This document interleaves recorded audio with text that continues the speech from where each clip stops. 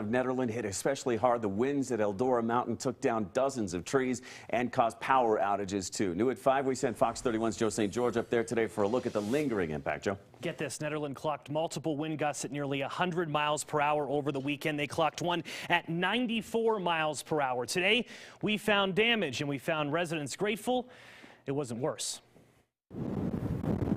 The windmills still moving and the flags still blowing.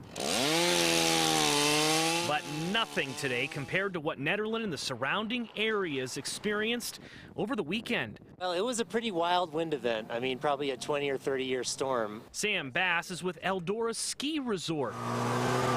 Today we went snowmobiling with his team to survey the damage. Over 100 trees down from this storm, which clocked gusts around 100 miles per hour. Dozens of workers clearing trails today. Eldora having to close over the weekend because conditions were so bad. The main damage that was caused by the storm on the Alpine Hill was a piece of electrical equipment that blew over, and we lost power to the 3 upper mountain lifts. It wasn't just the ski resort impacted. As you can see down here in Nederland, signs are off the side of a lot of these major roads, whether it's a construction sign or a sign advertising for the sheriff.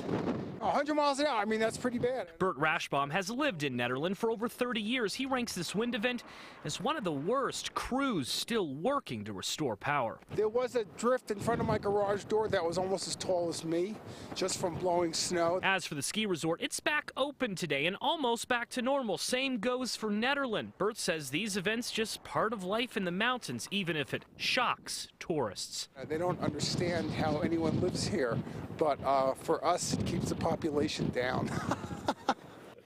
That indeed. Now, you might think having to close a ski resort over a holiday weekend might have set Eldora back, but they say it's been such a good snow year so far, they'll recover from this major wind event pretty quickly. Joe St. George, Fox 31. Joe, thank you.